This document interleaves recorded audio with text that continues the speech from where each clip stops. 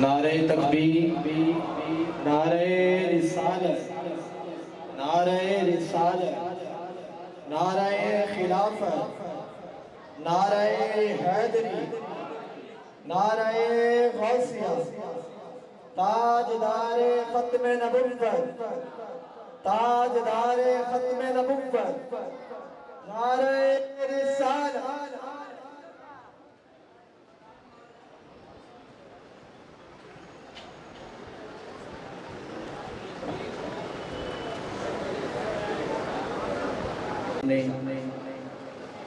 مناظر اسلام قبلہ حضرت علامہ مولانا مفتی عبدالمجید خان صاحب سعیدی دامت برکاتہ العالیہ، آپ اسٹیج پر جلوہ افروز ہیں۔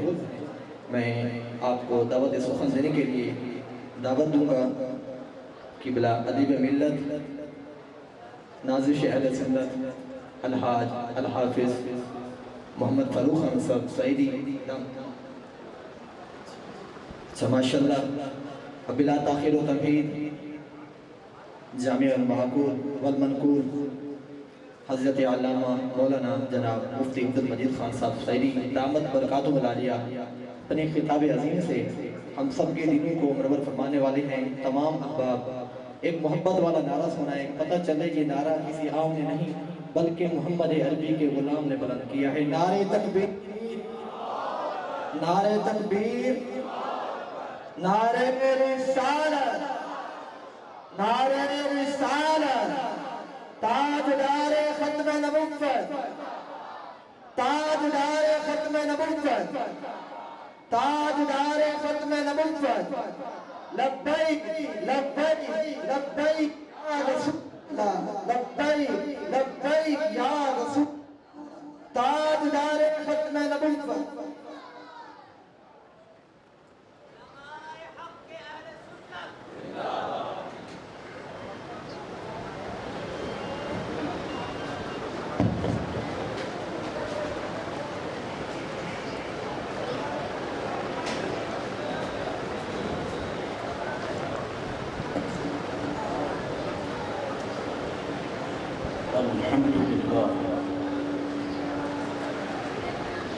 الحمدللہ وحدہ والصلاة والسلام علی من لا نبی ولا رسول بعدہ وعلى آلہ الطیبین وصحبہ المکرمین المعظمین عندہ وعلينا معهم أجمعين وكل من تبع هديه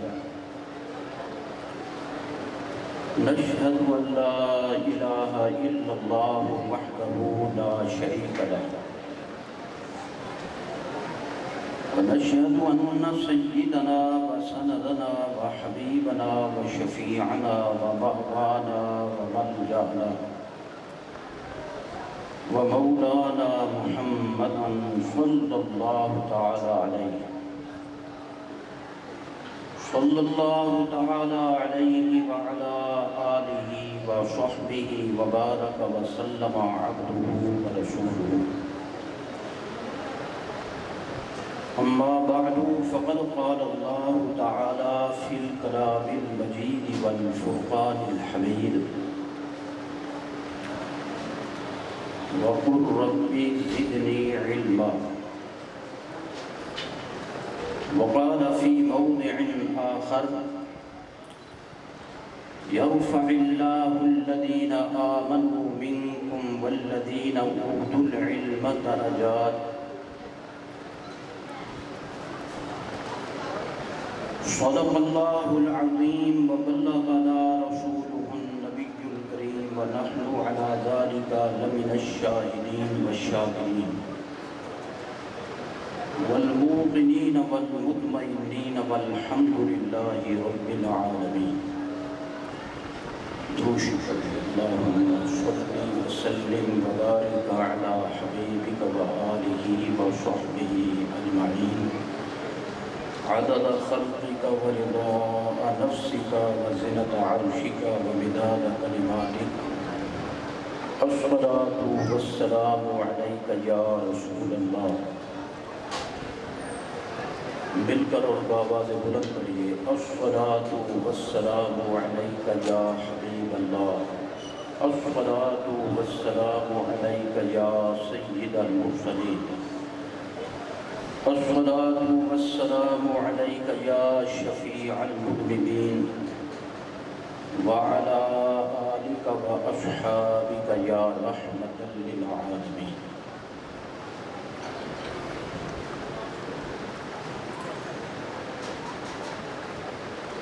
سجید پر اور پنڈال میں تشریف فرما جملہ مقتدر ذی وقار علماء و خطباء اہل سنت اور تمام شعبۂ زندگی سے تعلق رکھنے والے جملہ محترم سامعین و مکرم حاضرین،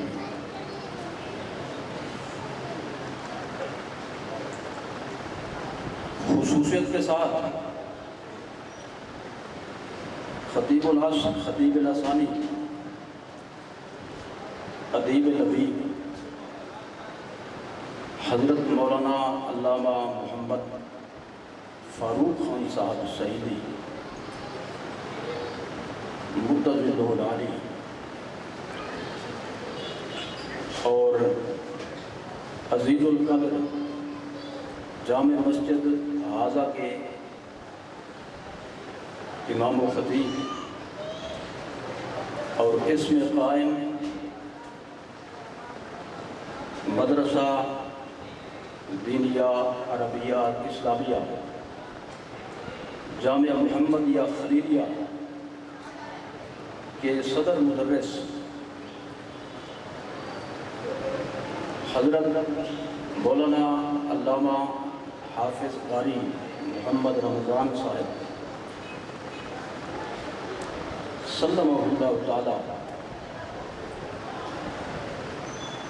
میں اس محفل کے حوالے سے مجوزہ وقت کے اندر جو معلومات پیش کرنا چاہتا ہوں، سب سے پہلے دعا فرمائیں کہ اللہ تعالیٰ جامعہ حاضہ کو مزید کامیابی، کامرانی، ترقی، دوام، استقامت اور برکت عطا فرمائے اور پوری جماعت پر اللہ تعالیٰ اپنا خاص فضل و کرم نازل فرمائے. جامعہ کے جتنے دینی اور مسلکی اہداف ہیں، اللہ تعالیٰ ان کو اپنے محبوب کے صدقے میں پایہ تکمیل تک پہنچائے. مومنین پر، اراکین پر، متعلقین پر، پوری جماعت پر اللہ تعالیٰ خاص فضل و کرم نازل فرمائے اور ان کو دارین کی سعادتیں عطا فرمائے. جلسہ دستار فضیلت اس کا عنوان ہے آج کی تقریب کا، اور اس میں جو ایک بنیادی خاص بات بیان کرنی ہے وہ ہے عظمت مصطفیٰ صلی اللہ تعالیٰ علیہ وآلہ وصحبہ وبارک وسلم.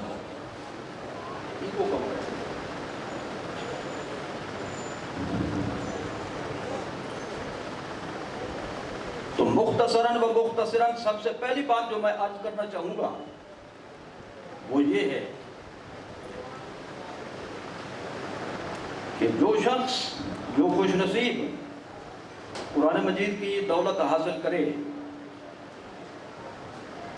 علم دین کی تعلیم کے زیور سے آراستہ اور پیراستہ ہو جائے،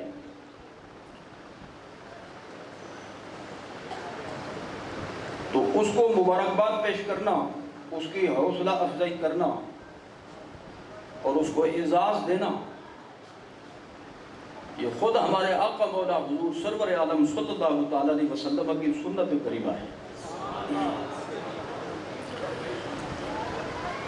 چونکہ جلسے کا عنوان ہے، اس لیے میں اس کے تمام پہلو عرض کرنا چاہتا ہوں. اس کی میں صرف ایک نظیر پیش کرتا ہوں. حضور سرور عالم صلی اللہ تعالیٰ علیہ وسلم آپ کے صحابہ کرام نے براہ راست حضور سے قرآن مجید حاصل کیا اور اس کے مطالب اور مفاہیم کے ساتھ حضور سے براہ راست پڑھا۔ ان میں کچھ صحابہ کرام ایسے ہیں کہ اس حوالے سے وہ اپنی مثال آپ سمجھے جاتے ہیں، حضور کے سفیر سمجھے جاتے ہیں، حضور کے نائب سمجھے جاتے ہیں، اور سرکار نے ان کا نام لے کر فرمایا تھا کہ اگر قرآن اسی طرح پڑھنا ہو جس طرح اللہ تعالیٰ نے مجھ پر نازل فرمایا، فلاں فلاں کے پاس پڑھو۔ ان میں ایک جلیل القدر ہستی حضرت سیدنا ابی بن کعب ہے رضی اللہ تعالیٰ عنہ۔ آپ یہ سنتے رہتے ہیں کہ قیامت میں مختلف ہستیوں کے مختلف اعزازات اور امتیازات ہوں گے۔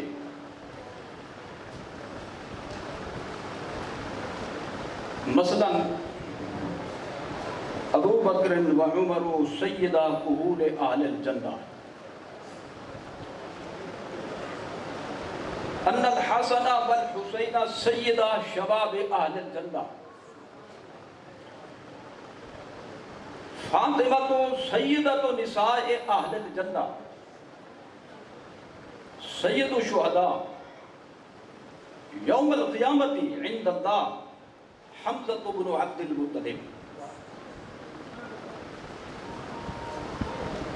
ورجل اتی عند السلطان الجائر فامرہ ونہاہ فقتلہ، کسی کا لقب سید شباب اہل الجنہ، کسی کا لقب سید الشہداء۔ یہ حضرت ابی بن کعب وہ حضور کے جلیل القدر صحابی ہیں جن کا لقب اور جن کا رتبہ ہے سید القراء، یعنی قیامت تک جتنے قرآن شریف پڑھنے والے آئیں گے طرز ادا کے حوالے سے اور مقررہ قواعد کی روشنی میں، اور جس طرح حضور پر قرآن اترا اسی طرح پڑھنے والوں کی جو جتنی خوش نصیب جماعت ہوگی، قیامت تک جتنے افراد آئیں گے، تو قیامت کے دن ان سب کا گروہ الگ بنایا جائے گا اور ان سب کا قائد جو مقرر ہوگا وہ حضرت ابی بن کعب ہے رضی اللہ تعالیٰ عنہ۔ ان کے رتبے کو اس طرح سے سمجھے کہ اللہ تعالیٰ نے ان کو سلام بھیجا جبریل علیہ السلام کے ذریعے، جا تو رہے ہو میرے محبوب کے پاس، تو میرے محبوب سے کہنا کہ ابی کو میرا سلام دے، اور ان کی ایک امتیازی شان یہ کہ جو حضور کے بھی شاگرد ہیں، اللہ تعالیٰ کے بھی شاگرد ہیں۔ عالم رویا میں حالت منام میں، یعنی خواب کی حالت میں، سچے خواب کی صورت میں انہوں نے اللہ تعالیٰ کی زیارت کا شرف حاصل کیا۔ اللہ تعالیٰ نے فرمایا تمہارا قرآن شریف پڑھنا مجھے بڑا پسند ہے، کلام تو میرا ہے لیکن میں چاہتا ہوں تو مجھے سنا۔ تو حضرت ابی بن کعب نے اللہ تعالیٰ کو قرآن مجید سنایا، منزل سنائی، پہلے پارے سے شروع کیا یعنی سورۃ فاتحہ سے، جب سورۃ والذاریات کے آخر میں پہنچے ان اللہ هو الرزاق ذو القوۃ المتین، اللہ تعالیٰ نے ساتھ ساتھ یہ بھی فرمایا انی انا الرزاق ذو القوۃ المتین، اس پر ان کی آنکھ کھل گئی۔ آپ ذرا توجہ فرمائیں کتنا جلیل القدر صحابی ہیں، عظمتوں کے مالک ہیں۔ یہ جب حضور سے پڑھ کر فارغ ہوئے یعنی تکمیل کی تو سرکار نے فرمایا اور کیا ہوا ہے، امتحان دے مجھے، یہ بتا کہ قرآن مجید میں سب سے بڑی آیت کون سی ہے۔ اب اب یہ جو امتحان ہوتا ہے نا، اس میں دو رخ الفاظ ہوتے ہیں. ہمارے قبلہ استاد صاحب علیہ رحمت تشریف فرما تھے. ایک بندہ آ گیا، اس نے کہا وضو کی ترکیب بتاؤ. اب داوری یہ تو مشہور تھا کہ پہلے ہاتھ دھو، کلی کرو، ناک میں پانی دو، آخر میں پاؤں دھو. لیکن سوال جو ایسا ہوتا ہے جو جس کا جواب ہر ایک کو آتا ہو، تو وہ جواب مطلوب نہیں ہوتا سائل کو. تو استاد صاحب نے فرمایا واو دعاد وا، یہ ہے وضو. تو کہنے لگے بالکل ٹھیک ہے، میں بھی یہی چاہتا تھا. تو امتحان میں یہ چیز ہوتی ہے. اگر یہ چیز نہ ہو تو پھر امتحان ہی کیا ہے؟ سرکار نے فرمایا قرآن مجید کی سب سے بڑی آیت بتاؤ. اس کے دو مطلب ہوتے تھے. ایک تو یہ کہ وہ آیت بتاؤ جس کے کلمات، جس کے حروف کی تعداد دوسری آیات کی بنسبت سب سے زیادہ. ایک معنی یہ ہوتا تھا سوال کا. حضرت ابی بن کعب سمجھ گئے کہ سرکار یہ نہیں پوچھنا چاہتے، بلکہ سرکار یہ پوچھنا چاہتے ہیں کہ سب سے بڑی آیت شان کے اعتبار سے کون سی ہے؟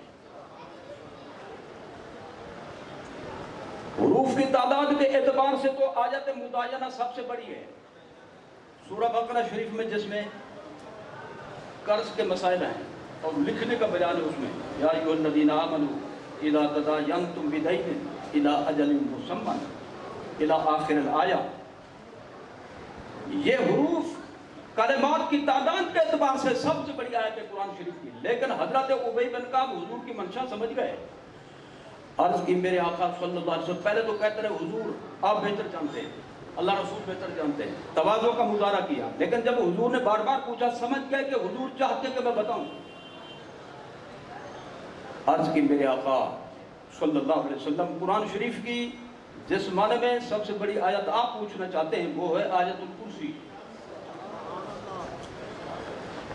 اب حضور خوش ہوئے، اور جس میں سرکار خوش ہو جائیں اور پھر اس موقع پہ خوش ہو جائیں کہ میرا شاگرد پاس ہو گیا، میری مرضی پر پورا اترا، میری امنگوں کا ترجمان نکلا، تو سرکار نے خوش ہو کر یہ جملہ ارشاد فرمایا لِيَهْنِكَ الْعِلْمُ، ابی یہ علم آپ کو مبارک ہو. تو مبارکباد پیش فرمائی کہ نہیں؟ مجھے یہ بتائیں کہ بولنے پہ کوئی پابندی تو نہیں، تو پھر جو میں پوچھوں وہ بتانا پڑے گا. حضور نے مبارکباد پیش فرمائی کہ نہیں؟ حضور ایک جملہ ارشاد فرماتے ہیں اوتیت جوامع الکلم، اللہ نے مجھے ایسی زبان عطا فرمائی، جملہ ایک بولوں گا مسئلے ہزار حل کروں گا. نکتہ تھا بنیادی، حوصلہ افزائی کرانا پڑھ جانے والے کی، یہ تھا بنیادی نکتہ. تو حضور نے حوصلہ افزائی کرائی، حضور نے مبارکباد پیش فرمائی. اب اس میں ہر وہ شرک آ گئی، ہر وہ چیز آ گئی جو حوصلہ افزائی کے معنی میں ہو. شریعت کے مقصد کو دیکھا جاتا ہے، بس اوقات صورت قضائیہ کو نہیں دیکھا جاتا. میں چھوٹی سی مثال پیش کرتا ہوں بات کی تکمیل کے لیے. ایک بندہ اگر نہر کے کنارے پہ کھڑا ہو،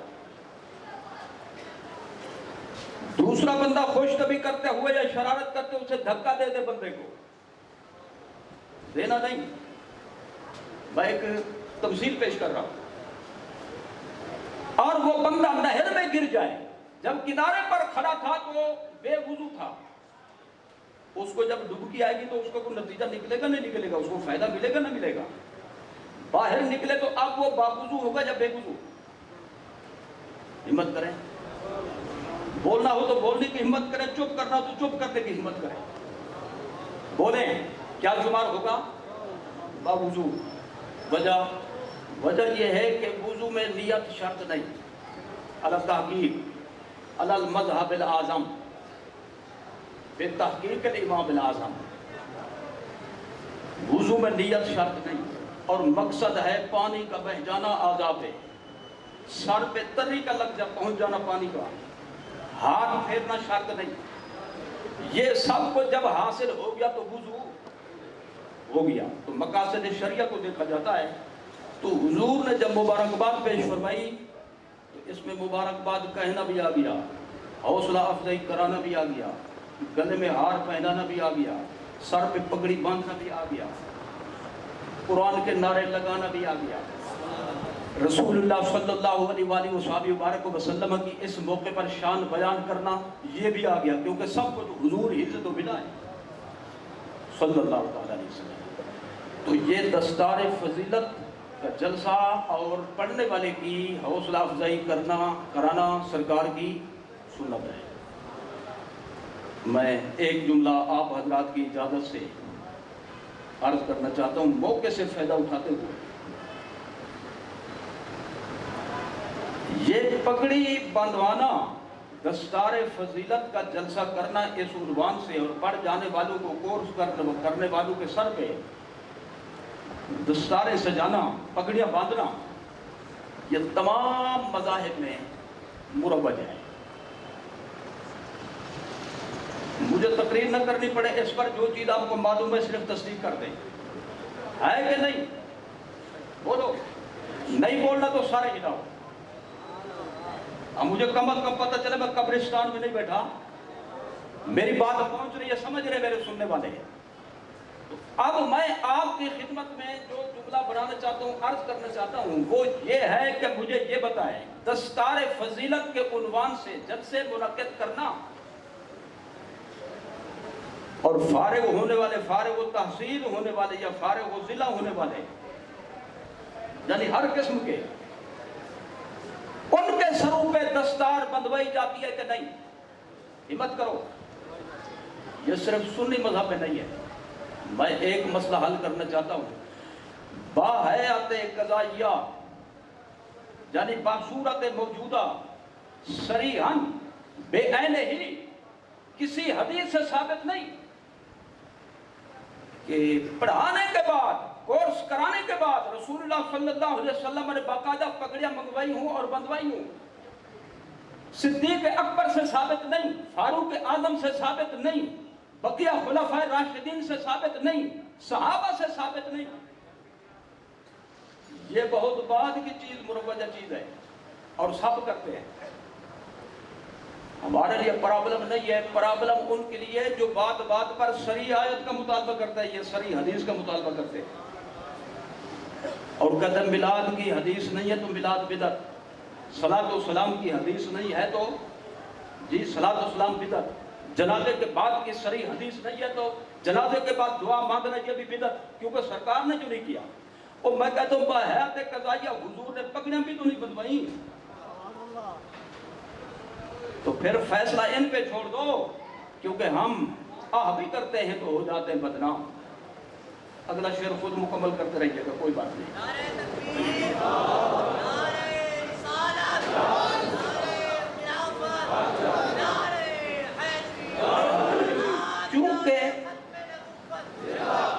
چونکہ سرکار نے میلاد شریف نہیں کیا کا حکم دیا اس صورت میں، لہذا یہ بدعت ہوا، صحابہ کرام نے نہیں کیا لہذا یہ بدعت ہوا، خیر القرون سے ثابت نہیں لہذا یہ بدعت ہوا۔ اور میں کہتا ہوں اس صورت میں پگڑیاں جو تم بندھواتے ہو حضور نے نہیں بندھوائی، صحابہ نے نہیں بندھوائی، تابعین نے نہیں بندھوائی، تو یہ کیسا سنت بن گئی؟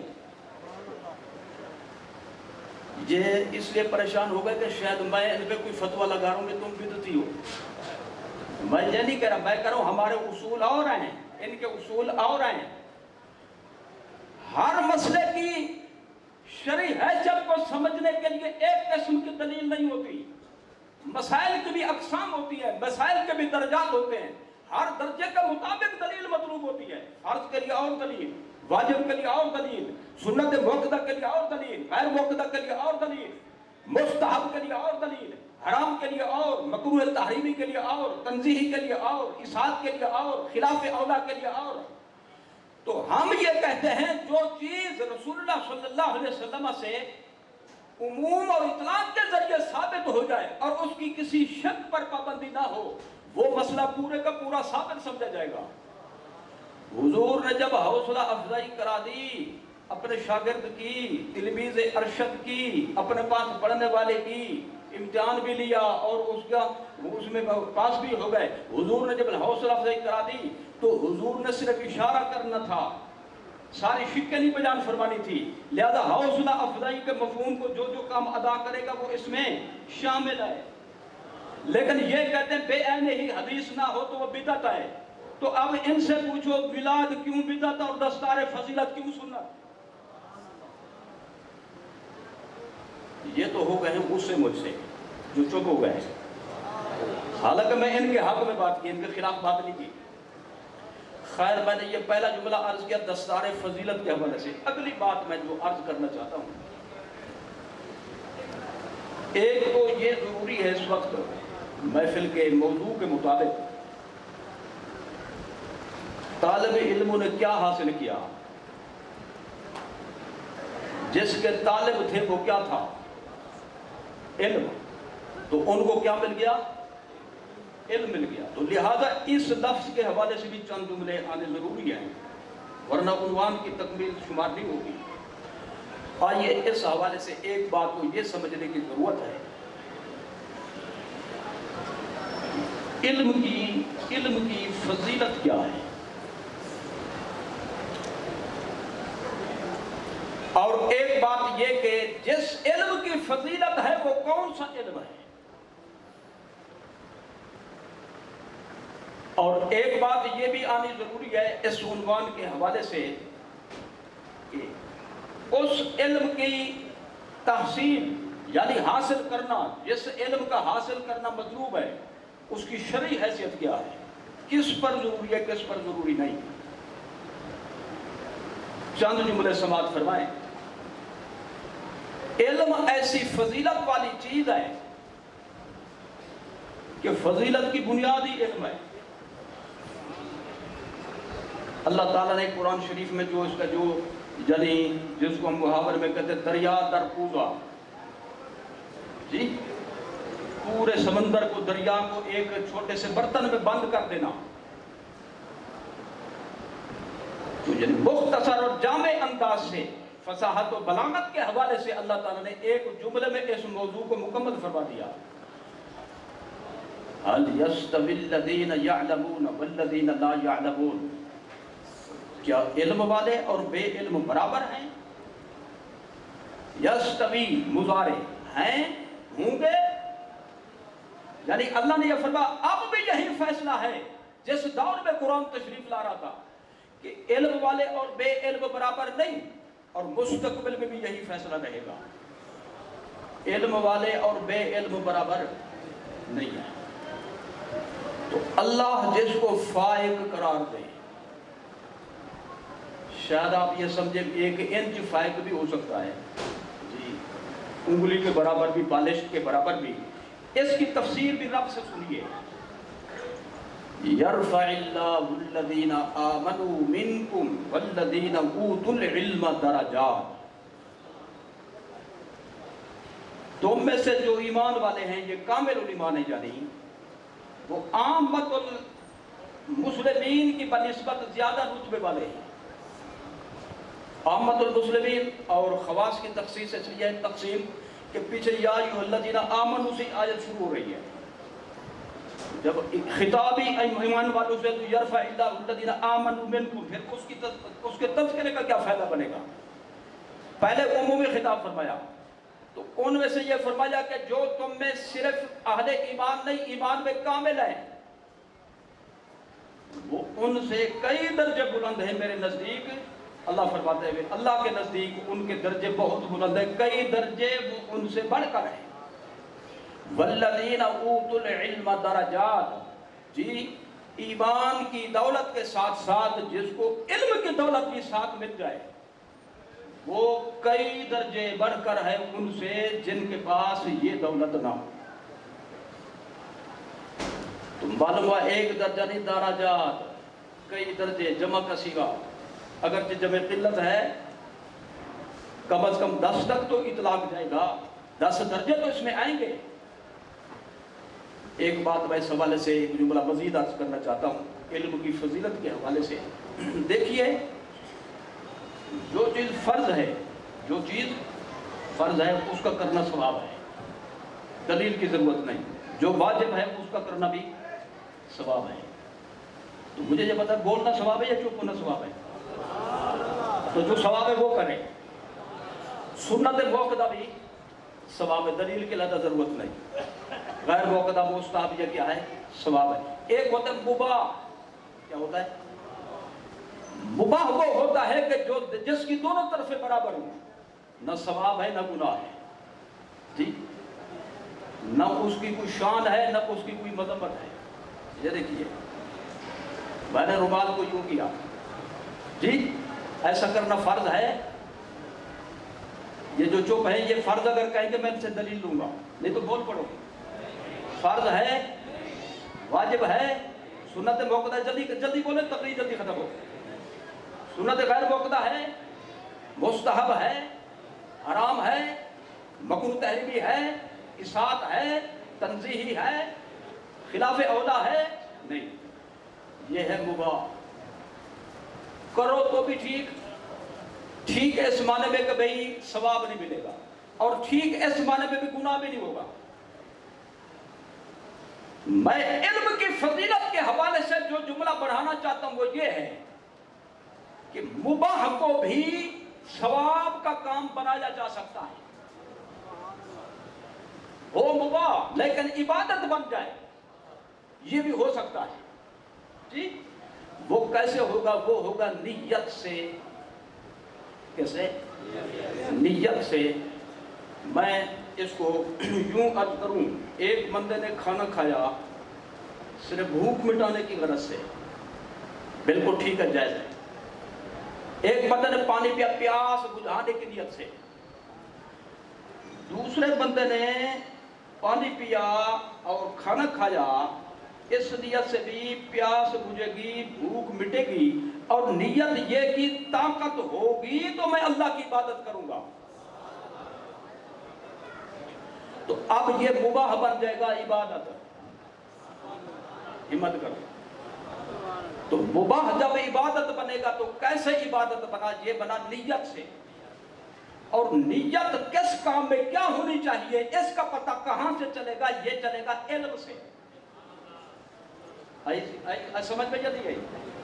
جی، لہذا حضور کا فرمان ہے، سرکار کا ارشاد گرامی ہے، نیت المؤمن خیر من عملہ. جی، نیت المؤمن خیر من عملہ. مومن کی جو اچھی نیت ہوتی ہے بس اوقات اس کا ثواب اتنا بڑھ جاتا ہے کہ عمل کا بھی ثواب نہیں ہوتا. نیت کیسے سیدھی ہوگی؟ علم سے. جی، نیت کیسے نیکی، اس کو نیکی پر اس کو ڈھال سکیں گے؟ کس سے؟ علم سے. تو معلومات بنیاد علم پر ہے، علم کی فضیلت ہے. میں اس حوالے سے کوئی آیات یا احادیث نہیں پڑھنا چاہتا کہ حضور نے یہ فرمایا، اللہ تعالیٰ نے یہ فرمایا، مزید یعنی آگے میں کچھ نہیں کرنا چاہتا اس حوالے سے. تکمیل اس کی مقصود تھی. اب اگلی بات یہ سمجھے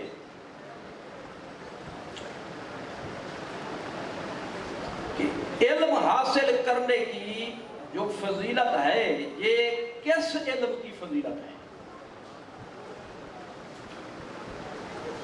پہلے یہ بات سماعت فرمائیں کان کھول کر، کیونکہ ایک نیا فرقہ اس معنی میں جی تجاوز کر کے وہ پیدا ہوا ہے.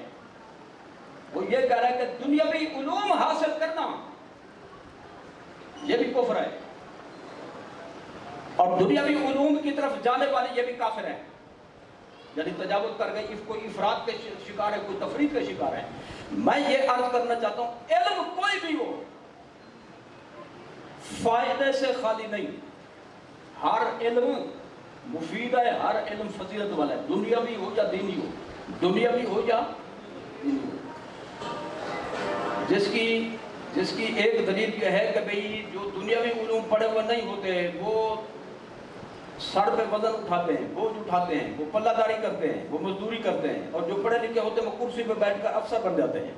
فائدہ ہوا کہ نہ ہوا؟ فائدہ نہیں ہے تو چھوڑ دو کرسیاں. اور اگر کوئی اس کے خلاف دلیل ہے تو وہ پیش کر دو. علم کوئی بھی ہو وہ وہ فضیلت سے خالی نہیں ہے، لیکن میں یہ عرض کرنا چاہتا ہوں جس علم کی فضیلت کے حوالے سے یہ محفل منعقد کی گئی وہ کون سا علم مراد ہے؟ اس سے مراد نبی کی شریعت کا علم ہے، اس سے مراد حضور کے دین کا علم ہے، اس سے مراد وہ علم ہے جو دنیا میں ایمان کو صحیح کرے، عمل کو صحیح کرے، قبر کو ٹھنڈ پہنچائے، آخرت کو سنوار دے۔ تو جس علم کی فضیلتیں قرآن و حدیث میں موجود ہیں اس سے مراد کون سا علم ہے؟ علم دین۔ ہمت کرو، غیر مفید کوئی بھی علم نہیں، لیکن جس علم کی فضیلت ہے، جو علم قبر و آخرت میں کام دے گا، جس علم کو حاصل کرنے کی ترغیب دی گئی، فضیلتیں مقرر کی گئی، وہ کون سا علم ہے؟ علم دین۔ چھوٹی سی میں اس کی دلیل پیش کرتا ہوں بات کی تکمیل کے لیے، اور میں چاہتا ہوں کہ بھائی سادے سے جملے میں بات مکمل ہو جائے۔ ملتانی بولی میں کہتا ہے جرا کوڑ نال مر مجھے زہر کیوں نہیں بڑی۔ تو اسی انداز سے میں مختصراً عرض کرنا چاہتا ہوں، یہ بتائیں بھائی جب بندہ فوت ہو جائے، مسلمان ہو، تو اس کے ایصال ثواب کے لیے پیچھے کوئی محفلیں کرتے ہو؟ میں آپ کا کوئی مقدمہ نہیں کر رہا، آپ پہ کوئی کاروائی نہیں کرانا چاہتا، میں صرف بات پوچھ رہا ہوں، یہ بتائیں ایصال ثواب کی محفلیں کرتے ہو؟ قلخانی، سوئن، تیجا، جمعرات، 7ویں 10ویں کا ختم، 20ویں کا، چہلم کا، یہ جو چپ ہوتے جاتے ہیں یہ جواب دیتے جا رہے ہیں، بس وہیں پہ تک محدود تھے۔ سالیانہ، برسی، عرس مبارک، 11ویں شریف کرتے نہیں کرتے؟ بندہ مسلمان فوت ہو گیا تو اس کے ایصال ثواب کے لیے آپ نے محفل منعقد کی، تو میں یہ پوچھنا چاہتا ہوں ایصال ثواب کے لیے کون سی کتاب تقسیم کرو گے پڑھنے کے لیے؟ جی 10ویں جماعت کی کتابیں، میٹرک کی، ایف اے کی، بی اے کی، کون سی؟ یا ہر کلاس کے لیے آئے جو الف انار بے بکری پڑھ سکتا ہے وہ پڑھے، جو ریاضی پڑھ سکتا ہے وہ حل کرے، سوال حل کرتا رہے، جو سائنس پڑھ سکتا ہے، سمجھ سکتا ہے، وہ اس کو پڑھتا رہے۔ بتاؤ ایصال ثواب کے لیے کون سی کتاب کے اجزاء تقسیم کیے جاتے ہیں؟ قرآن پاک ہے۔ تو معلوم ہوا عملی طور پر سب مان چکے ہیں جی جو چیز آگے کام آتی ہے وہ قرآن ہے۔ اچھا کیا خبر یہ لفظی چکر ہو، کیا ہو لفظی چکر ہو؟ آئیے میں اس کا ذرا سرکار کی طرف سے ایک جملہ پیش کرتا ہوں، صحیح بخاری، صحیح مسلم، متفق علیہ حدیث۔ غزوہ احد سے جب حضور فارغ ہوئے اور شہدائے احد کی حضور نے تدفین فرمائی، ان میں سے 3 مزارات مقدسہ الگ الگ ہیں، باقی جتنی مزارات ہیں اس وقت جگہ کی قلت تھی، 2-3 صحابہ رضوان اللہ علیہ مجمعین ایک مزار کے سپرد کیے گئے، ایک کفن میں۔ جو بات اس حوالے سے قابل غور ہے، لائق ذکر ہے، وہ یہ ہے تدفین ہو رہی تھی سرکار کی زیر نگرانی۔ جب 2-3 صحابہ کرام کو ایک کفن میں جی لپیٹ کر قبر شریف کے مزار شریف کے حوالے کرتے تھے، حضور کیا فرماتے تھے؟ دیکھو ان میں جو قرآن زیادہ پڑھا ہوا ہے اس کو آگے رکھو۔ نعرہ تکبیر، نعرہ سعادت، عظمت قرآن، نعرہ حیدری۔ جو ان 3 میں سے یا 2 میں سے زیادہ پڑھا ہوا ہے اس کو آگے رکھو، اور جو اس سے کم ہے اس کو اس کے پیچھے رکھو، جو بالکل کم ہے اس کو۔ تو معلوم حضور نے یہی سند تقسیم فرمائی۔ قبر میں بھی اسی علم کی حضور نے بات فرمائی، جو علم قبر میں فائدہ دے گا وہ کون سا ہے؟ قرآن والا ہے۔ اچھا یار ایک آسان سی بات ہے، بچوں کو جب پڑھانے بھیجتے ہیں آپ، کچھ بچے آ رہے تھے مسجد کی طرف قرآن شریف لے کر، اور کچھ بچے جا رہے تھے بیگ لے کر، بستہ لے کر سکول کی طرف۔ آپ ایک بات غور فرمائیں، سکول والے بچوں کا بستہ ہوتا ہے پیٹھ کے پیچھے، اور مسجد کی طرف آنے والا کا قرآن ہوتا ہے سینے کے پر، سینے پر آگے ہوتا ہے۔ تو اس کا مطلب یہ ہوتا ہے جو آگے کام آئے گا وہ یہی کتاب ہے، وہ یہی قرآن مجید ہے۔ جس علم کی فضیلت ہے جو قبر و آخرت میں کام ہے، وہ کون سا علم ہے؟ اچھا جی، وہ حدیث کہاں جائے گی؟ طلب العلم فریضۃ علی کل مسلم۔ سکول والے لکھتے ہیں یہ ہمارے بارے میں، کالج والے لکھتے ہیں یہ ہمارے بارے میں، یونیورسٹی والے لکھتے ہیں یہ، اور مدرسوں والے تو ویسے ہی کہنا یہ ہمارے بارے میں، کیونکہ آئی ہی مدرسے سے ہے۔ کچھ آیتیں لوگ پڑھتے ہیں بس اپنی طرف اس کا معنی ڈال دیتے ہیں، لیس للانسان الا ما سعى، زراعت والے اپنے دفتر پہ لکھ لیتے ہیں لیس للانسان الا ما سعى، انسان کو وہی ملے گا جس کی وہ کوشش کرے گا۔ آگے لکھا تھا حل بہات دب کے کھا، یہ زراعت والے لیتے ہیں اس آیت کریمہ کو، اور جو ختم درود کا منکر ہے وہ ختم درود کے خلاف اس کو پڑھتے ہیں، لیس للانسان الا ما سعى، انسان کو وہی ملتا ہے جو خود کر جائے، دوسرے کا کیا ہوا کوئی فائدہ نہیں دیتا۔ تو معنی تو ایک صحیح ہوگا، یا سارے اس طرح کے معنی جو ہوں نے وہ جو یعنی گھسے پٹے معنی سارے صحیح نہیں ہو سکتے۔ آئیے میں اس حوالے سے یہ عرض کرنا چاہتا ہوں، طلب العلم فریضۃ علی کل مسلم۔ پہلی بات یہ ہے کہ اس پر بہت سے اہل علم نے کلام کیا ہے، کلام ہے اس پر، لیکن ہر سند پر کلام نہیں۔ ایک حدیث کئی کی سندوں کے ساتھ منقول ہو سکتی ہے، مروی ہو سکتی ہے، اور یہ بھی ہو سکتا ہے ایک سند متکلم فی ہو، ایک سند پر کلام ہو اور دوسری سند پر کوئی اعتراض نہ ہو۔ ایک بات آپ کو اس شخص نے بتائی جو رات دن جھوٹ بولتا ہے، اس کا کوئی اعتبار نہیں ہوگا۔ ایک وہی بات ایک اور بندے نے بتائی جو جھوٹ کے کبھی کبھی قریب گیا ہی نہیں ہے، جی وہی ایک بات جھوٹے سے مروی ہو تو نہیں مانیں گے، سچے سے مروی ہو تو مانیں گے۔ تو حدیث کے بھی مختلف طرق ہوتے ہیں۔ تو یہ حدیث ایسی ہے کہ کم از کم 18 صحابہ کرام پیش کر سکتا ہوں جنہوں نے حضور سے روایت کیا، اور 20 تابعین نے اس حدیث کو روایت کیا۔ اور سب سے بڑی بات یہ ہے کہ سیاستہ کی مشہور کتاب ابن ماجہ میں بھی یہ حدیث موجود ہے۔ سیاستہ کہتے ہو تو سیاہ صحیح کی جمع، اس میں ابن ماجہ بھی شامل ہے، تقریباً ہو یا جس تعویل کے ساتھ۔ اگر ایک طریق پر کلام ہو تو یہ مطلب نہیں سارے طریق متکلم فی ہو گئے۔ مجموعی طور پر یہ حدیث صحیح ثابت ہے۔ علامہ عراقی نے فرمایا صححہ بعض الائمۃ، بعض طرق ہی ائمہ حدیث نے اس حدیث کے بعض طرق کو صحیح قرار دیا ہے۔ اور علامہ مزی رحمۃ اللہ علیہ نے یہ فرمایا کہ اگر ضعیف بھی ہو دیکھو اکیلی نہیں ہے، اس کے متعدد طرق ہو گئے ہیں، سندیں اس کی بے شمار ہو گئی ہیں، لہذا یہ درجہ حسن کو پہنچتی ہے۔ اور اہل علم حضرات یہ جانتے ہیں، ان کو متوجہ کرنے کی ضرورت نہیں، آپ حضرات متوجہ ہوں، جس طرح صحیح حدیث سے مسئلہ ثابت ہو سکتا ہے، حدیث حسن بھی حجت ہوتی ہے۔ تو لہذا یہ حدیث جو ہے یہ فی الجملہ صحیح ثابت ہے۔ طلب العلم فریضۃ علی کل مسلم، ہر مسلمان پر علم کا حاصل کرنا ضروری ہے، فرض ہے۔ کہتے ہیں حضور نے جب فرض قرار دے دیا، علم کا فرق بھی نہیں فرمایا، اور حضور نے العلم فرمایا، تو اس سے سارے علوم اس کے اندر آ گئے، دنیاوی آ گئے، دینی میں جہاں فٹ کرو کر سکتے ہو۔ تو میں کہتا ہوں ایک الف لام ہوتی ہے عہدی، الف لام ہوتی ہے عہدی،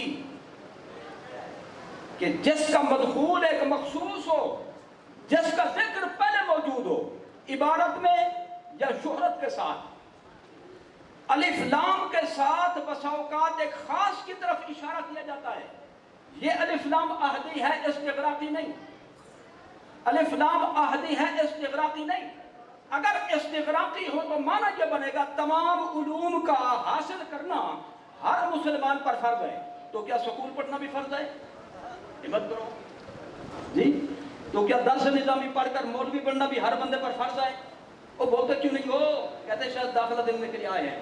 ہمت کرو ذرا، یہ معنی نہیں کہ العلم سے مراد کل العلوم ہو، جمیع العلوم ہو، سب علم میں ہوں، بلکہ الف لام احدی ہے، ایک خاص علم کی طرف اس کا اشارہ ہے۔ میں اس کی چھوٹی سی مثال پیش کرتا ہوں۔ انا ارسلنا الیکم رسولا شاہدا علیکم کما ارسلنا الی فرعون رسولا۔ سورہ مزمل تو یاد ہوگی نا؟ اللہ فرماتا ہے قرآن پڑھنے والوں، پڑھانے والوں، سننے والوں، ہم نے تمہیں ایک رسول شاہد عطا کیا ہے جیسا کہ ہم نے فرعون کی طرف ایک رسول کو بھیجا تھا۔ فرعون کی طرف ایک رسول کو بھیجا تھا۔ آگے کیا فرمایا؟ فَعَصَى فِرْعَوْنُ الرَّسُولَ، تو فرعون نے رسول کی نافرمانی کی۔ کون سے رسول کی؟ جس کا ذکر پہلے ہے، جو فرعون کی طرف گئے تھے، اور وہ ہے موسیٰ علیہ السلام۔ لہذا الف لام احدی ہے، خاص فرد مراد ہے یہاں پہ۔ تو طالب العلم فریضۃ علی کل مسلم، یہ الف لام احدی ہے، خاص علم مراد ہے۔ فریضۃ علی کل مسلم، کل بیٹھے ہو یا کچھ بیٹھے ہو، کل سن رہے ہو یا کچھ سن رہے ہو، تو کل پہ کل بولو، فریضۃ علی کل مسلم۔ لفظ کل کا اطلاق افراد پہ ہوتا ہے، کس پہ؟ مجموعے پہ نہیں، ایک ایک فرد پہ۔ معنی یہ ہوگا مسلمان کے ہر ایک فرد پر علم کا حاصل کرنا فرض ہے۔ تو معلوم ہوا یہ اس علم کا ذکر ہے جو ہر فرد پر فرض ہے، اور وہ ہر علم نہیں۔ وہ کون سا علم ہے؟ وہ علم ہے جس کی مسلمان کو ضرورت ہو۔ بولو، کلمہ کی ضرورت ہے، لہذا کلمہ حاصل کرنا فرض ہے۔ جو نہیں بولے گا اس پر قرض ہے۔ جی، عقیدہ جاننا ہر مسلمان پر فرض ہے۔ اللہ کو کس طرح ماننا چاہیے، رسول کو کس طرح ماننا چاہیے، ایمانیات میں کون کون سی چیزیں آتی ہیں، اعتقاد کا حصہ کون کون سی چیزیں ہیں، یہ ہر مسلمان کے ذمہ ہے۔ لہذا ان چیزوں کا علم حاصل کرنا ہر مسلمان پر الگ فرض ہے۔ جس پر نماز فرض ہے تو نماز کا سیکھنا، مسائل کا سیکھنا اس پر فرض ہے۔ جلدی بولو گے تو فائدہ ہوگا، تقریر جلدی ختم ہو جائے گی۔ روزہ جب آئے، روزے کا مہینہ رمضان شریف، جس پر روزہ فرض ہو تو روزے کے مسائل کا جاننا فرض ہے۔ جی، حج پہ جا رہا تو حج کے مسائل کا جاننا فرض ہے۔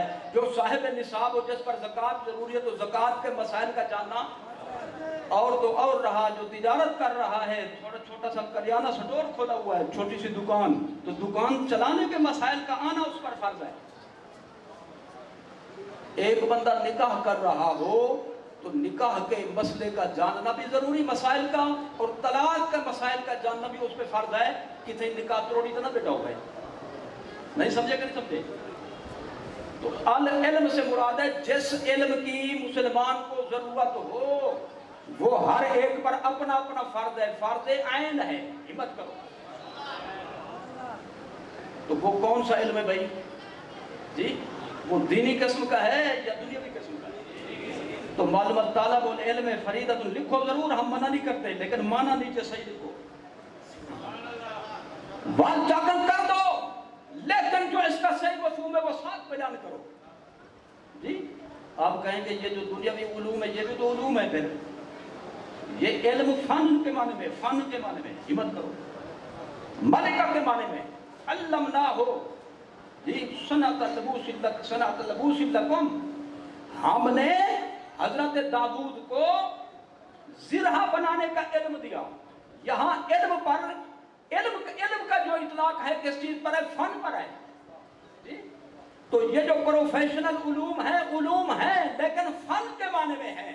جو علم سینے کو کھولے، جس علم کے ذریعے ہدایت کا نور پیدا ہو، ایمان کو جلا نصیب ہو، قبر کو رنگ لگا دے، آخرت کو سوار کر دے، وہ مدینے والے کی شریعت کا علم ہے، وہ مدینے والے کے دین کا علم۔ نعرہ تکبیر، نعرہ رسالت، عظمت مصطفیٰ، تاجدار ختم نبوت۔ اب نتیجہ یہ نکلا کہ ضرورتاً جو مسائل ضرورت ہوں ان کا حاصل کرنا ہر مسلمان پر فرض عین ہے. یہاں پر یہ مسئلہ بھی آ گیا پھر درس نظامی کرنا، عالم کورس کرنا، مولوی بننا، یہ کیا ہوا؟ یہ فرض کفایہ ہے. یہ کیا ہے جی؟ فرض کفایہ ہے.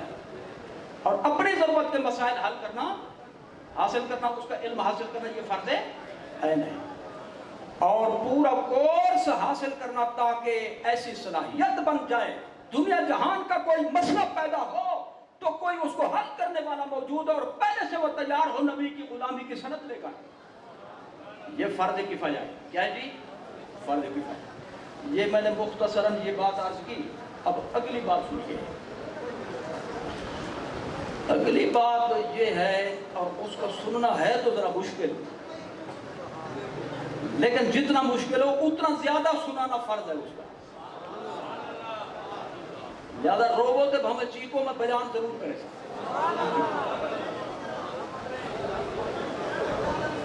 وہ یہ ہے کہ بھئی پڑھنا کس کے پاس چاہیے، پڑھنا کس کے پاس چاہیے. یاد رکھیں کہ ہمارے جو سنی بھائی ہیں بہت بھولی بھالی جماعت ہے. اعلیٰ حضرت جب خطاب فرماتے ہیں نا عوام اہل سنت کو، وہ کہتے ہیں مصطفیٰ کی بھولی بھالی بھیڑو. اور بھیڑ جاتی ہے جی کس کے پیچھے؟ بغیار کے پیچھے، بھیڑیا کے پیچھے. یعنی بھولے والے نہ بنو جی. آگے جو چل رہا ہے یہ پکڑنے کے لیے آئے تمہیں، یہ چیر پھاڑ کر تمہیں کھا جانے کے لیے آیا ہے. لہذا بھولی بھالی بھیڑو، اپنی نہیں کہا مصطفیٰ کی حوالہ دیا حضور کا، تاکہ دل نرم ہو جائیں کہ یہ بندہ اپنی بات نہیں کر رہا، مدینے والی کی بات کر رہا ہے. 3 چیزوں میں ہمارے سنی بھائی بہت غفلت کرتے ہیں، پرواہ نہیں کرتے اس کی، اور کہا جائے تو مانتے بھی نہیں ہیں الا ماشاء اللہ. ہمیں منوانا ضروری نہیں، سنانا ضروری ہے. فذکر انما انت مذکر لست علیہم بمسیطر. آپ ان پر چوکیدار نہیں ہو کہ ڈنڈے سے ضرور منواؤ ان سے، نہیں، ان کو سنا دو. مان لیں گے تیری غلامی میں آ جائے گا تو جنت ان کے لیے، نہیں مانے گے تو عذاب اس دوسرے طبقے کے لیے. تو سنانا فرض ہے، سننا بھی فرض ہے، اور پھر اس کو ماننا بھی فرض ہے. لیکن کوئی مان نہ مانے، ہمیں منوانا ضروری نہیں، ہمیں سنانا ضروری. ایک تو ہمارے سنی بھائی اس بات کا خیال نہیں کرتے کہ بھئی بیعت کس کی ہونی ہے جی. بیعت کس کی ہونی ہے؟ ہر ایک کی بیعت ہو جائے، بس شکل پسند آ جائے، موٹا دادا بندہ ہو، شکل و شباہت ہو، ہاتھ میں ڈنڈا مبارک بھی ہو جی. اور پھر کچھ یوں پسند کرتے ہیں جو نشے میں ہو، پیتی پیتی عرشانی شاعر کی تھی، زمین سے سر اٹھتانی عرشوں کے سیر کی، سمجھتے؟ تو کچھ لوگ ان کو پیر بنانا پسند کرتے ہیں، بس جہاں جو اپنی پسند کا آ جائے نا اس کو پیر بنا لیتے ہیں. تو مختصر عرض کرتا ہوں، ہر بندے کو پیر نہیں بنانا چاہیے. پیر کا معنی ہوتا ہے راہبر، راہنما. تو اگر وہ خود راہبری کے لائق نہیں تو وہ راہبر نہیں ہوگا، وہ راہبر ہوگا. تو راہبر کے پیچھے نہیں جانا، بلکہ اے بسا ابلیس در روح آدم ہست. عارف رومی فرماتے ہیں، علامہ جلال الدین، اے بسا ابلیس، اے بسا ابلیس در روح آدم ہست، پس بہر دستے نباید داد دست. فرمایا ہوتے تو ابلیس ہیں لیکن شیطان بندوں کی شکل میں ہوتے ہیں. ہر ایک کے ہاتھ میں ہاتھ مت دو، پہلے دیکھو کہ بھی اندر بھی بندہ ہے یا نہیں ہے. آگے سمجھ میں؟ اور آج کل تو مارکیٹ میں ایسے پیر بھی آ گئے، وہ بیعت کرتے ہیں نا تو کہتے ہیں آج کے بعد تمہیں نماز پڑھنے کی ضرورت نہیں. آگے دلیل دیتے ہیں، دلیل دیتے ہیں کہ نمازیں وہ پڑھے گی جو پہنچا ہوا نہ ہو. ہم پہنچے ہوئے ہیں، جس نے ہمارے ہاتھ میں دے دیا ہاتھ وہ بھی پہنچ گیا. آگے کہتے فکر نہ کرنا جہاں ہم جائیں گے قدرت کو کٹے کی دی گئی. اور وہ کہاں جائیں گے؟ پیران پیر حضرت جنید بغدادی نے فرمایا تھا یہ فرقہ اس دور کا ہے، فقیری کے عنوان سے، تصوف کے عنوان سے، آستانے کے عنوان سے، اندر سے یہ کافر ہیں، زندگی کے بیمان ہیں، مسلمانوں کو دین حق سے پھیرتے ہیں، مسلمانوں کو گمراہ کرتے ہیں. حضرت جنید بغدادی جو حضور غوث اعظم کے بھی پیران پیر ہیں، ان کے دور میں یہ لوگ پیدا ہوئے تو حضرت نے فرمایا صدقو، سچ کہا انہوں نے، وصلو، یہ پہنچ چکے ہیں، اور جو پہنچ چکا اسے نماز پڑھنے کی ضرورت نہیں. لیکن ولیکن الی این، مجھ سے پوچھو کہاں پہنچے؟ فرمایا الی النار، یہ دوزخ میں پہنچ چکے ہیں. جو دوزخ میں پہنچ چکا ہوں نماز کی اس کو ضرورت نہیں، نماز جنت ہی پڑھے گا، دوسری نہیں پڑھے گا. سمجھ میں آئی؟ نماز کے ٹائم کہتے ہیں وہ جی نماز نہیں پڑھی آپ نے، کہتے ہیں مکہ مدینہ میں پڑھی ہے. کیا روٹی مرید کے گھر میں اور نماز مکہ مدینہ میں؟ سمجھ آئی کہ نہیں آئی؟ پھر ان سے کہو حضرت روٹی بھی مکہ مدینہ میں کھاؤ. کڑوا گھونٹ ہے، کڑوا، اسی لیے میں نے پہلے کہا تھا. سمجھ میں آئی؟ 4 شرطیں ہیں مرشد کی، مرشد برحق کی. کیا؟ برحق کی. ایک برباطل بھی ہوتا ہے. یہ جو حج پہ لوگ جاتے ہیں نا عرفات سے، یہ مزدلفہ شریف جو بسیں لے آتے ہیں نا سعودی، تو جو بس کو لے آتے ہیں وہ اس کو بھی مرشد کہتے ہیں. کیا کہتے ہیں؟ تو مرشد کبھی راستہ بھول جائے تو بس کہیں کی کان لگ جاتی ہے. ایسے مرشد بھی ہوتے ہیں. سمجھ میں آئی؟ مرشد برحق. اس لیے ہم حضرت سلطان العارفین کا ذکر کریں تو صرف باہو نہیں کہتے بلکہ کہتے ہیں حق باہو. باہو کا معنی ہو والا یعنی اللہ والا، اور ایک ہوتا ہے بناوٹی، لیبلی، ٹائٹل لگا ہو اندر کچھ نہ ہو. ایک ہوتا ہے سچ مچ کا.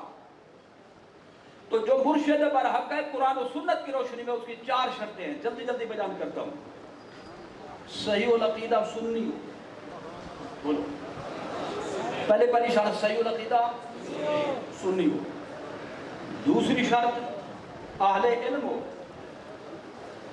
جو براہ راست دین کی متعینہ کتب سے مسائل کا حل نکال سکتا ہو، کیونکہ پیر مریدی رہبری ہے، کاروبار نہیں. تو لہذا جو خود حاصل نہیں کر سکتا دوسرے کو کیا دے گا.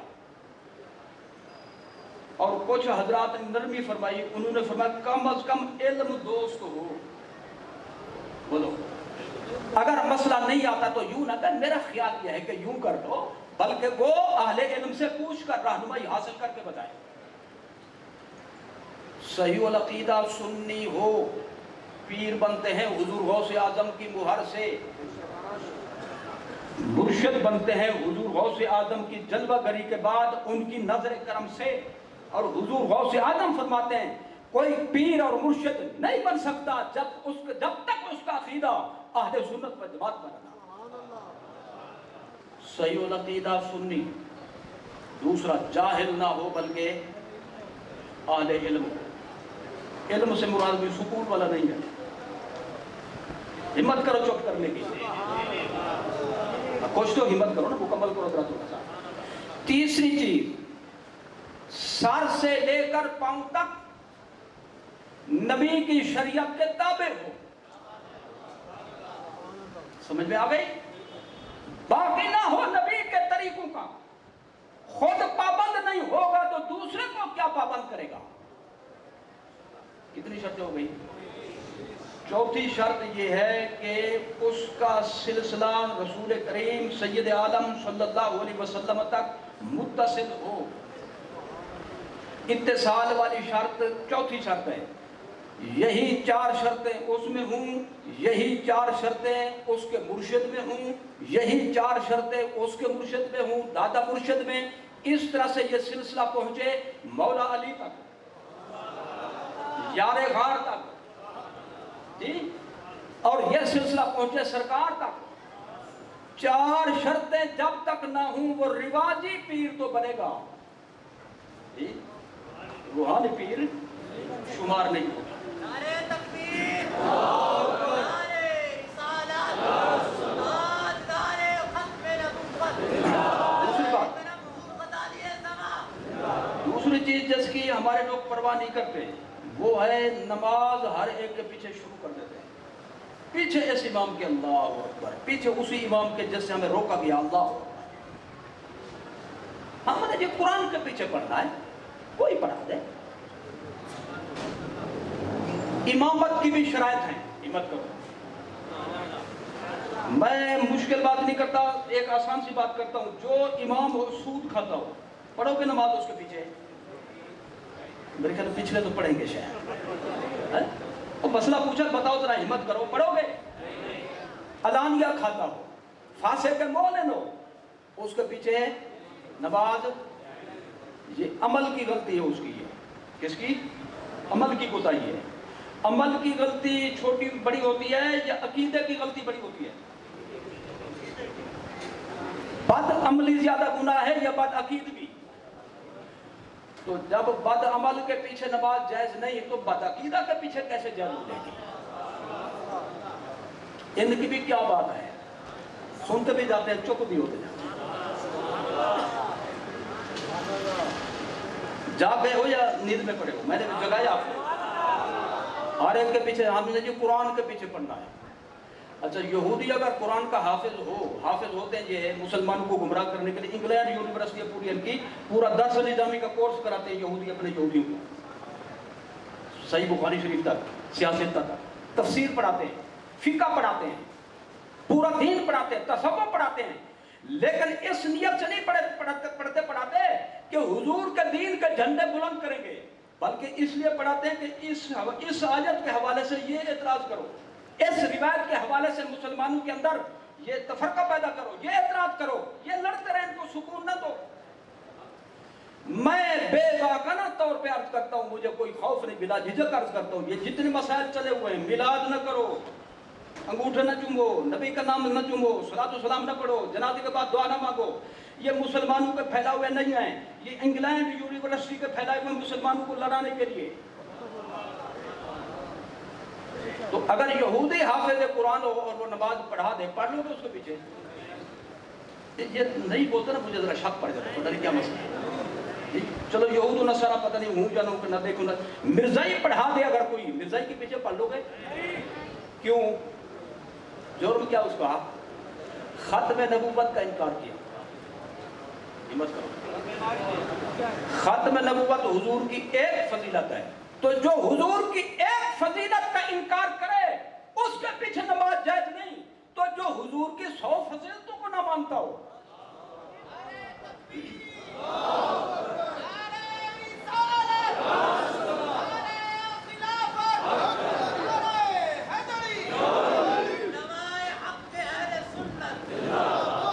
تو اس حوالے سے میں آپ کو یہ بات عرض کرنا چاہتا ہوں، غفلت کو دور کرو، ایمان کو بچاؤ۔ نماز یہ فصل ہے آخرت کی، جس طرح گندم کی فصل ہوتی ہے، جی آپ گندم جمع کر لیتے ہیں، پورا سال آسانی سے گزرتا ہے، لیکن اگر کسی کی فصل کو آگ لگ جائے، گندم تباہ ہو جائے تو پورا سال وہ پریشان ہوگا۔ تو جس کی نمازوں کو آگ لگ گئی ہوگی وہ قیامت کے دن پریشان ہوگا۔ یہ فضل ہے آخرت کی۔ تو جس طرح نماز کو پڑھنا فرض ہے، اسی طرح نماز کو بچانا بھی فرض ہے، اور بچے گی نبی کے غلام کے پیچھے۔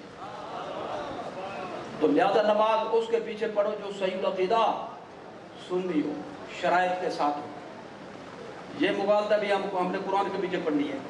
اچھا مجھے ایک بات بتا دے، رمضان سے ابھی گزرا ہے، مصلے آپ نے سنے ہوں گے، تو اگر کوئی 8 سال کا بچہ ہو، حافظ قرآن ہو، اس کے پیچھے پڑھو گے؟ مسلمان نہیں ہے کیا؟ جی قاری نہیں ہے کیا؟ حافظ نہیں کیا؟ منزل بھی اس کو پکی ہو، بولے بھی نہیں، 8 سال کا بچہ ہو، کیوں نہیں ہوگی؟ وہ ڈرو نہیں، یہی جواب ہے، وہ بالغ نہیں ہے، جبکہ بالغ کے امام کے لیے بالغ ہونا ضروری ہے۔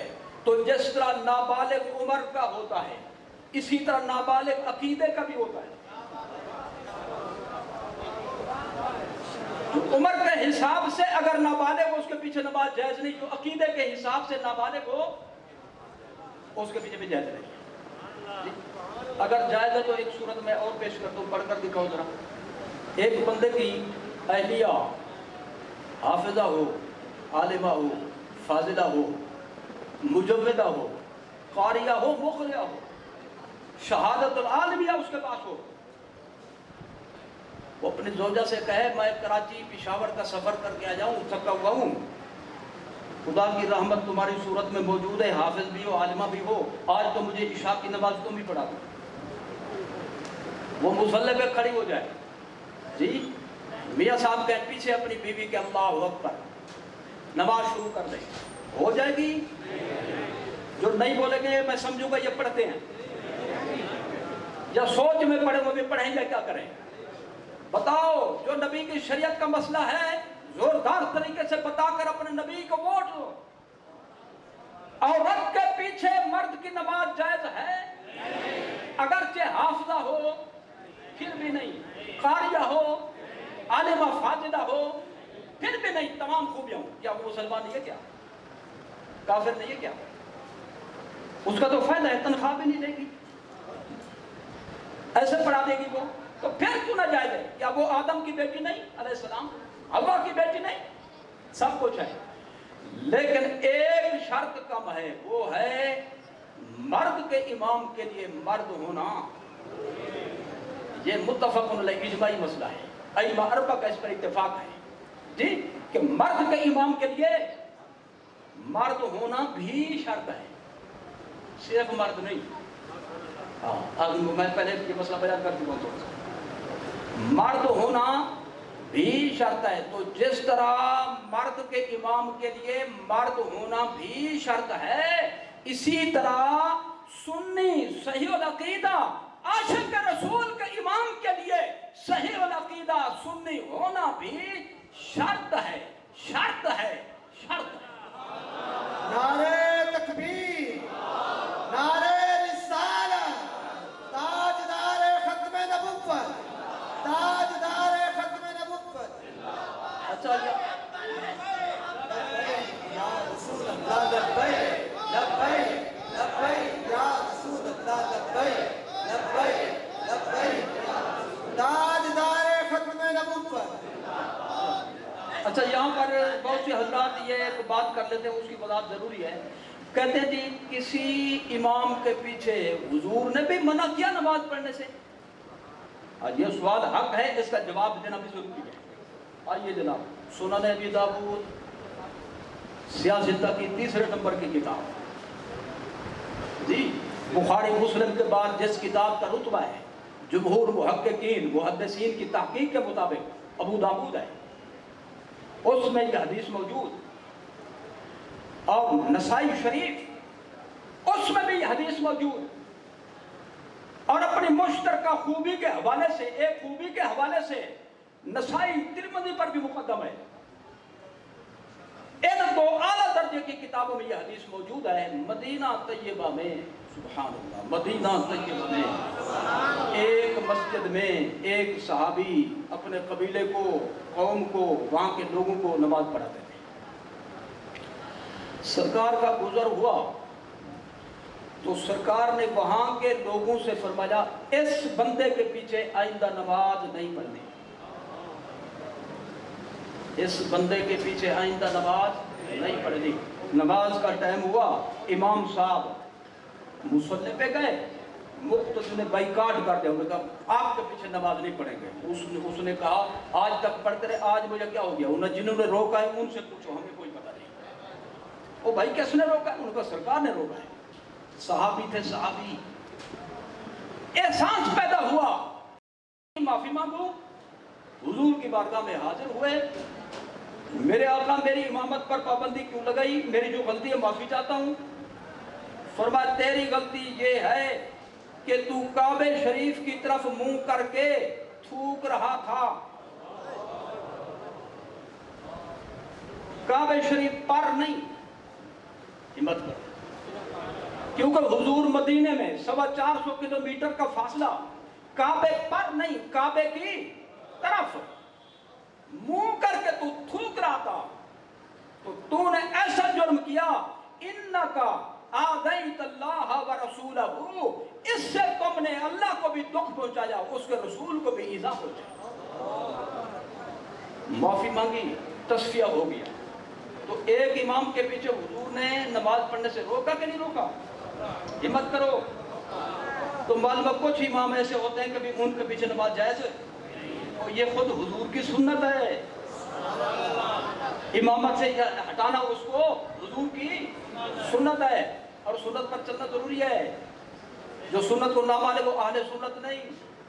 तो आहले सुन्नत के लिए, आहले सुन्नत होने के लिए ये भी जरूरी हुआ कुछ इमामों को फारिग करो।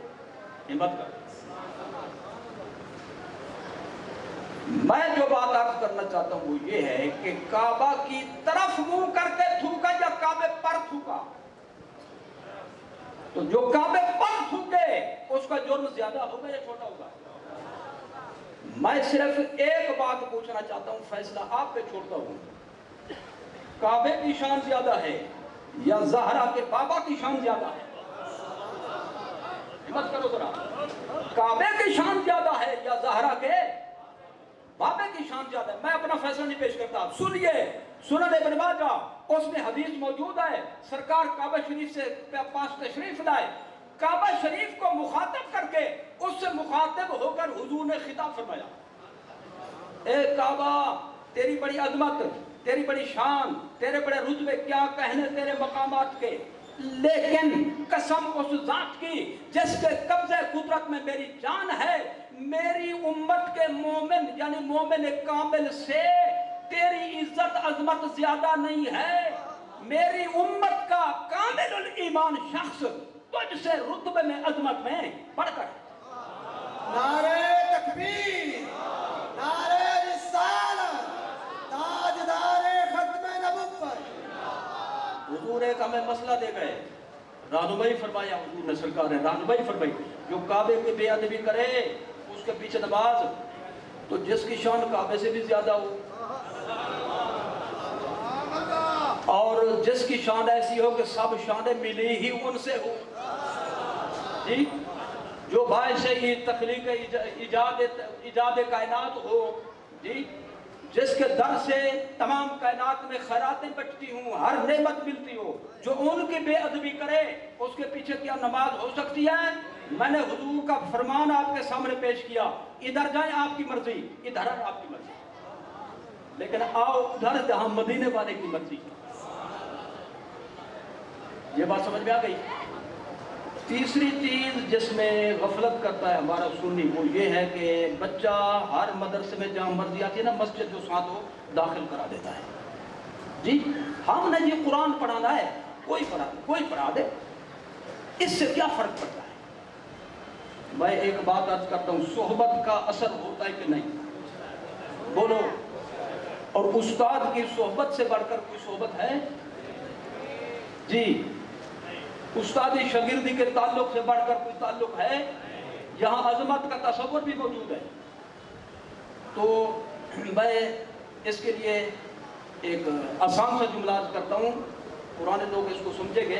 तो पुराने ज़माने में बैल होते थे ना, साथ बांधते थे एक दूसरे के, कुछ होते थे सफ़ेद रंग के, कुछ होते थे काले या चित कुबरे, मुख्तलिफ रंग वाले। तो उस वक्त एक मुहावरा था, काले ते कपड़े को कट्ठे बदो, रंग दा नहीं बटीदा, आदत बटी जो है। चलो जिनको समझे वो तो बोलो ना, जिनको समझ नहीं उनको तर्जमे की जरूरत है उनको। यानी एक का रंग कोई और हो, दूसरे का रंग कोई और हो, इकट्ठे रहते हूं, रंग अपना अपना रहेगा, लेकिन दिली कैफियत उनकी एक बन जाएगी सोहबत संगत की वजह से। तो उस्ताद की सोहबत संगत से शागिर्द पर असर पड़ेगा कि नहीं? तो लिहाजा उसके पास पढ़ाओ जिसकी पढ़ाई मदीने वाले की निस्बत मुहैया करे। हुजूर की मोहब्बत छीने नहीं, बल्कि हुजूर की मोहब्बत में इजाफा पैदा हो। मैं सिर्फ एक बात अर्ज करता हूँ इस हवाले से, जरा उस पर थोड़ी सी तवज्जो फरमाएं। ایک ہوتی ہے دینی ایمانی غیرت، ایک ہوتی ہے ذاتی غیرت. کیا ہوتی ہے؟ ذاتی غیرت بھی بندے کو ہونا تو پھر اس میں بھی بہت سے مسئلے ایسے خود بخود حل ہو جاتے ہیں. تو دینی ایمانی غیرت تو مزید چاہیے. وہ ایک چک تھا اپر پنجاب میں، مجھے کسی نے یہ بات سنائی. ایک چک میں ایک مسجد تھی اور اس میں ایک ہی مسجد تھی، جامع مسجد تھی. ایک مقتدی کی امام سے ہو گئی لڑائی، لیکن مقتدی اتنا طاقتور نہیں تھا کہ امام سے بدلہ لے سکتا یا کوئی کاروائی کر سکتا. اس نے کہا نماز تو اس کے پیچھے پڑھنی پڑے گی، پڑھنی پڑتی ہے، اور کوئی جگہ تو ہے نہیں، لہذا میں نماز کی نیت میں اس سے بدلہ لوں گا. کیا کروں گا؟ اچھا وہ نیت کرتا 4 رکعت نماز فرض، وقت نماز عشاء، منہ طرف قبلہ شریف کے، بندگی اللہ تعالیٰ کی، پیچھے اس خبیث امام کے، اللہ اکبر. یعنی گالی دے کر کہتا پیچھے سے امام کے. وہ ذاتی جو دشمنی تھی جی، تو اس حوالے سے وہ اس کو بلوا رہی تھی. تو تمہاری ذات بڑھ کر ہے یا ذات بابرکات بڑھ کر ہے؟ سید کائنات بڑھ کر ہیں؟ بولو. تو ہماری عزت کیا، ہمارے کیا وقار ہے؟ اصل عزت تو سرکار کی ہے. تو لہذا یہ دیکھا کرو جو سرکار کا نہیں ہے ہمارا کچھ نہیں لگتا. ٹھیک ہے؟ تو میں اس حوالے سے جو ذاتی غیرت کی بات کر رہا تھا وہ اس پر ذرا توجہ فرمائیں. مدارس الحمدللہ ہر محلے میں موجود ہیں. آج کے دور میں گلی گلی میں مدارس ہیں. اہل سنت و جماعت کے بڑے بڑے مدارس، قدیم ترین مدارس کے رجسٹر چیک کرو، داخل خارج، جس میں طلباء کا داخلہ ہوتا ہے اور جو چھوڑ جائیں ان کو خارج کیا جاتا ہے، جو تکمیل کر جائے تو ان کو سند فراغت دی جاتی ہے اور نام لکھا جاتا ہے اس میں بھی فلاں سن میں یہ بندہ فارغ ہو کر چلا گیا. اس کو کہتے ہیں داخل خارج. بولو یا داخلہ خارجہ، چلو جو بولو. اب میں اس حوالے سے آپ کی توجہ مبذول کرانا چاہتا ہوں. 100-200 سال قدیم مدرسے کا پرانا رجسٹر کا ریکارڈ پڑھو. پوری تاریخ میں کوئی بندہ ایسا نہیں ملے گا کسی بد مذہب نے اپنا بچہ آپ کے مدرسے میں داخل کرایا. غلط ہے تو بول پڑو، صحیح ہے تو تصدیق کرو. جی تو میں پوچھنا چاہتا ہوں، اس نے کبھی بھی اپنا بچہ آپ کو دیا نہیں، داخل نہیں کرایا. آپ اپنا بچہ بھی دے آتے ہیں، پوتا بھی دے آتے ہیں، نواسا بھی دے آتے ہیں، پورا خاندان جمع کر کے دے آتے ہیں. میں صرف 100 کا ایک جملہ عرض کرتا ہوں، وہ کیوں نہیں داخل کراتا؟ وہ اس لیے داخل نہیں کراتا، یہ سنی، یہ میلاد والا یہ سکھا دے گا نبی کا نام چومنا، یہ سکھا دے گا مصطفیٰ جان رحمت پہ لاکھوں سلام پڑھنا، یہ سکھا دے گا یا نبی سلام علیکہ، یہ سکھا دے گا نبی کی نعتیں، یہ سکھا دے گا اللہ سے دعا مانگنا. جی تو اس لیے وہ اپنے بچے آپ کے مدرسے میں داخل نہیں کرا. تو میں اتنا آپ سے پوچھنا چاہتا ہوں، وہ غلام بنانے کے لیے تیار نہیں، آپ گستاخ بنانے کے لیے کیسے تیار ہو؟ کس کو منہ دکھانا ہے سرکار کو؟ قُوْ أَنفُسَكُمْ یا ایھا الذین آمنوا. چلو میں آیت بھی پیش کر دوں. یا ایھا الذین آمنوا قُوْ أَنفُسَكُمْ وَأَهْلِيكُمْ نَارًا. ایمان والو، تمہارے فرائض میں، تمہاری ڈیوٹی میں یہ شامل ہے کہ آپ نے آپ کو بھی، اپنے بیوی بچوں کو بھی جہنم سے بچاؤ. یعنی اس طرف نہ لگاؤ جہاں پہ جی جہنم کا راستہ ہو، وہ جہنمی بنتے ہوں. جہنم سے خود کو بھی بچاؤ، اپنے بیوی بچوں کو بھی بچاؤ.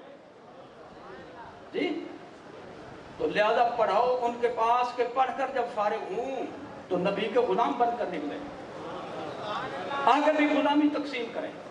میں ایک چھوٹی سی بات کرتا ہوں، شاید کہ تیرے دل میں اتر جائے.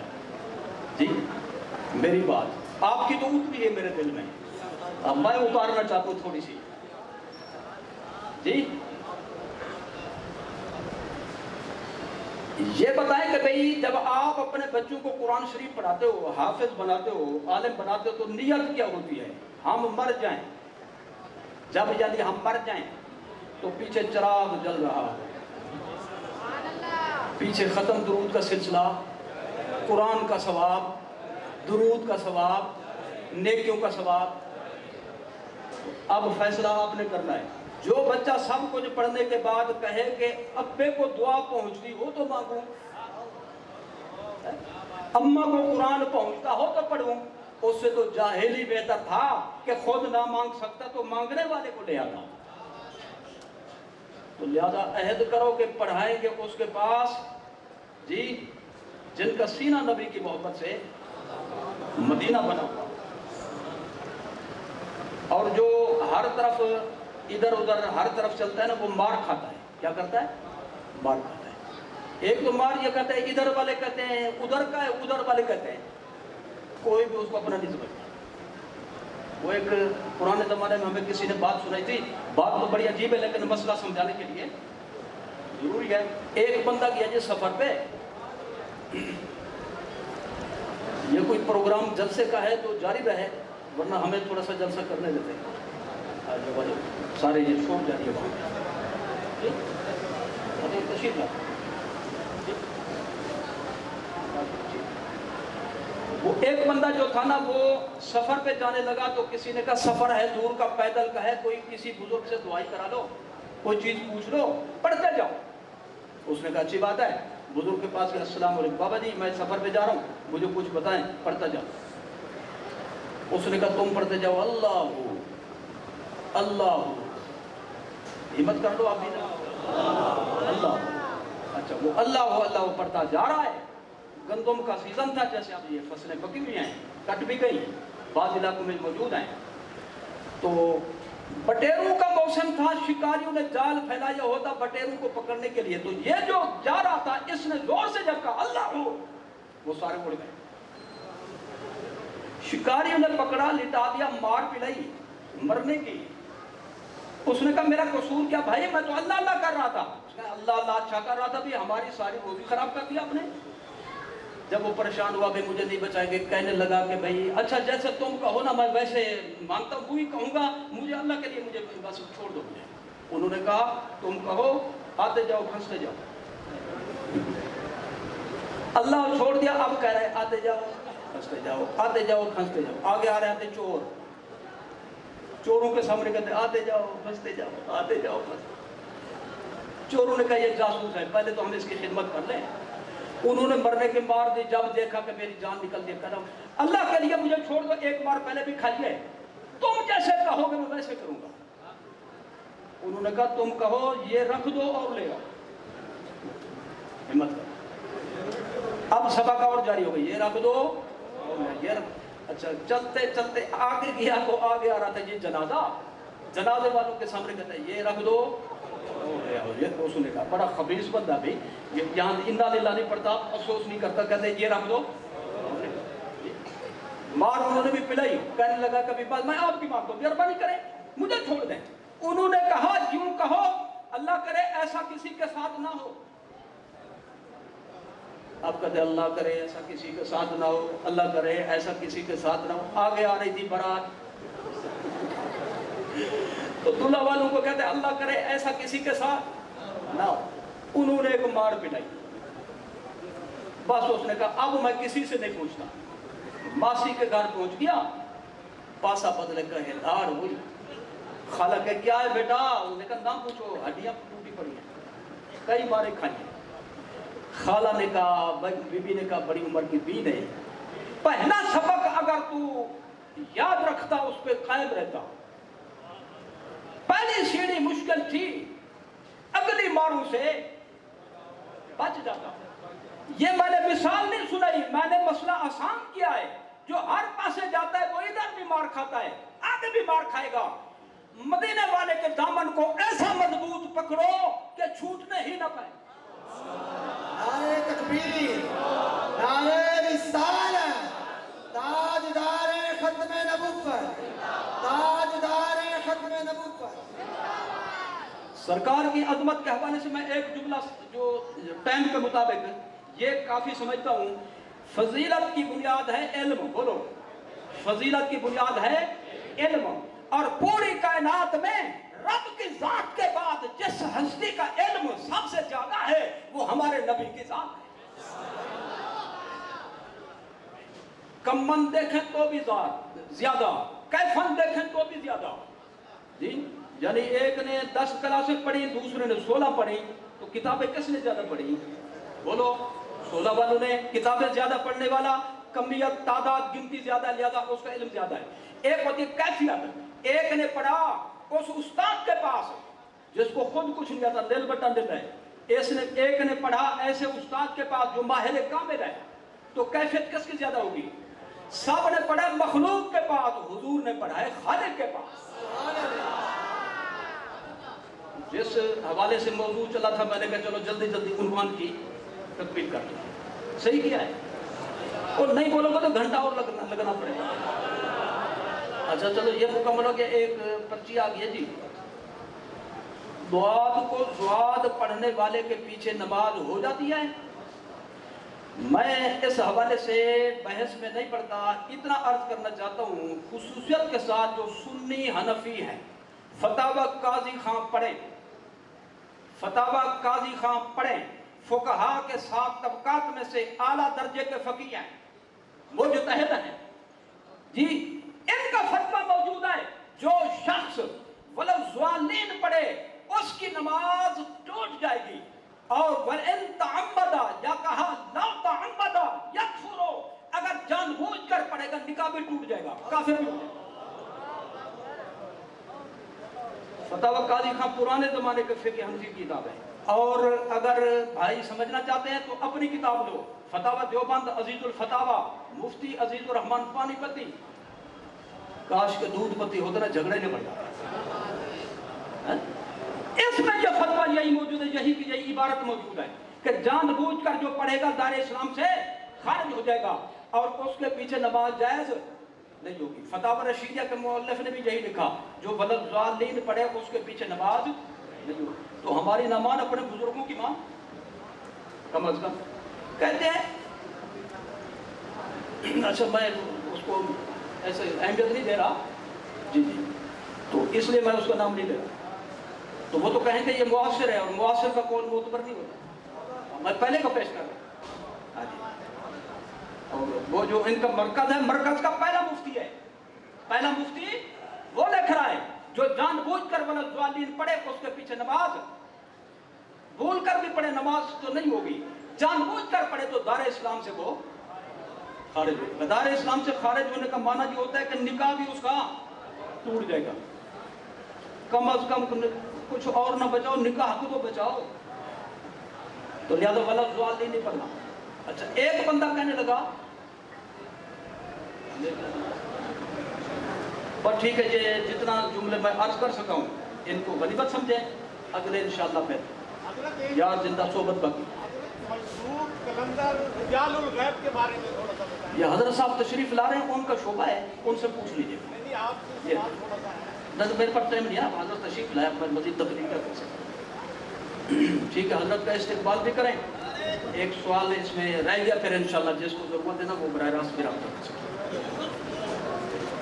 نعرہ تکبیر، نعرہ رسالت، نعرہ رسالت، تاجدار ختم نبوت، تاجدار ختم نبوت۔